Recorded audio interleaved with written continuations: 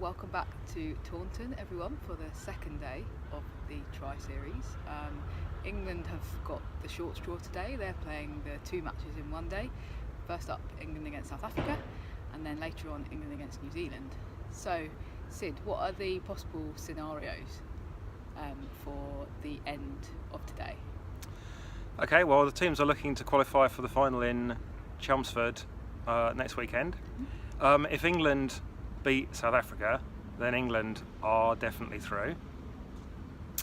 If New Zealand then go on to beat England, then the final is decided. It will be between New Zealand and England. But even if South Africa lose to England, they've still got a chance of qualification, assuming that New Zealand were to lose all their other matches. So South Africa would then need England to beat New Zealand and New Zealand to lose both matches on Thursday at Bristol. Yeah, although it would then come down to net run rate, which is obviously not particularly favourable to South Africa at the moment. Yes, after South Africa got somewhat hammered the other day. They did, yeah. So if they're playing first up, do you think they can bounce back from being kind of walked all over on Wednesday? Well, I certainly really hope they can. I met a few of the South African players on, gosh, what day is it today? Saturday. Okay, so I would have met them on Thursday morning, and they were absolutely knackered. They were, just they all wanted to go back to bed. Obviously, they'd been got up and dragged to the ground to do media, but they were so tired. They'd put everything into that, and I don't think they played that badly, but both New Zealand and England had really, really good days, exceptional days. And that left South Africa battered and boshed and what have you. But I think they can bounce back because they're still a good team. So I think they'll be desperate today to show that that they can put in a relatively better performance and get some pride back. And don't forget that if they do beat England, there's still every chance of them qualifying for that final. And ultimately, if they beat England today, there's nothing to say they can't go on and win the Tri Series, especially as it will be a very different pitch at Chelmsford. It's not over yet.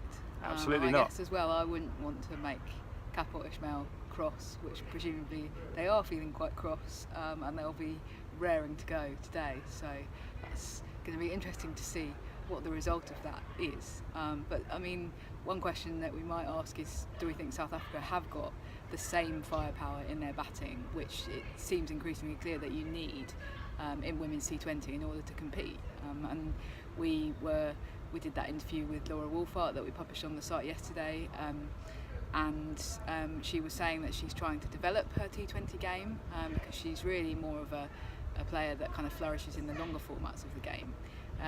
But she's trying to develop her T20 batting, and she's been looking to do that, but we've kind of seen that actually South Africa don't have at the moment that same level of power hitting that New Zealand and England both displayed on Wednesday. Yeah, and that Australia have clearly got as well. And I think it probably is fair to say, that South Africa are not there if all the games are going to be as massively high scoring as the ones we saw earlier this week. But they're not going to be. I'll be really surprised if we see those kinds of scores at the World T20 in the Caribbean. They're a very good score, might well be 150, 160, and on that level South Africa can compete, I think. Again, we shouldn't lose sight of the fact that they have the capacity to bowl teams out. And if you can do that, if you can take the wickets, that means the other team can't score any runs. So I definitely don't think we should be writing off South Africa. But in those very high scoring games, they probably don't have the firepower at this stage to compete with the likes of England, New Zealand, Australia. Okay, switching focus to England, for the first game against South Africa, do we think they're going to go with the same team that they went with on Wednesday? Well, really, I think the key change they could make is to bring in George Elwes for Jenny Gunn. How would you feel about that, Raf? It's certainly an option. I don't actually think that Jenny Gunn had a particularly bad game on Wednesday.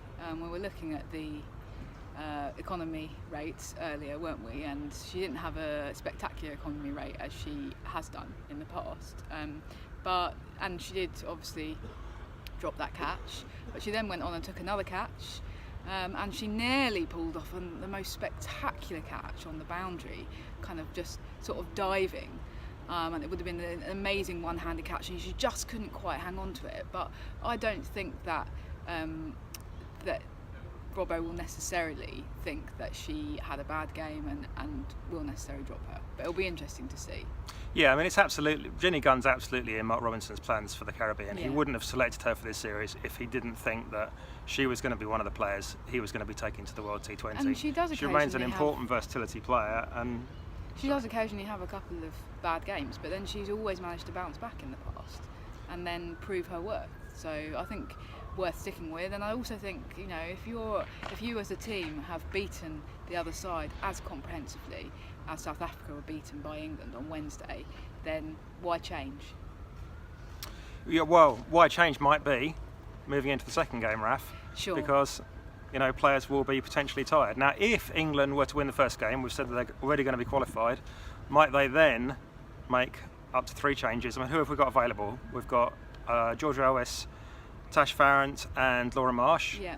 Do you think there's a chance we could see all 3 of them if England win the first game, all 3 of them in the second game? Absolutely, yeah. Well, we've said that if England win that first game, then they're already qualified for the final. And you know, we've also seen that it's a massive disadvantage in the way in which the Tri Series has been set up, with teams playing these 2 games in a day. Your players are going to be exhausted going into the second game. And so I think that it would be the ideal time to change it up, and I wouldn't be at all surprised if Robbo does use all the players that he has at his disposal and makes those 3 changes for the second game. I think that would make total sense. Now, turning to New Zealand, they held a record on Wednesday for about 3 hours. Yeah. How hurt are they by the fact that they grabbed that record and then lost it again so quickly? Do you think that's affected them at all? Honestly, I don't think they care in the least. So I interviewed Amelia Kerr on Thursday and asked her about that, and she just said, you know, we made 2:16 and we beat South Africa. That was what we were aiming to do. We're not bothered about going out and breaking world records, which is ironic from somebody who's broken quite a few 2 world records in the space of 2 weeks. Yeah, but you know, that's not what they're looking to do as a side. They did what they needed to do, and that's the end of it. And so I really don't think they care. Do you think we'll see any more records broken today? Yeah, it's an interesting question. We bumped into Mel Jones yesterday evening, didn't we? And she said that she thinks that we will be seeing more records broken. So just putting that out there. But I don't know. I think that often with these things, one day you'll have an amazing kind of spectacular show with the bat, and then the next day you won't. And it's a new day and anything can happen, but I'm not necessarily convinced that we're going to see loads more records smashed today. Well, we'll see. It's going to be a really exciting day. Sky's Show Up campaign has been running along with this, leading up to today.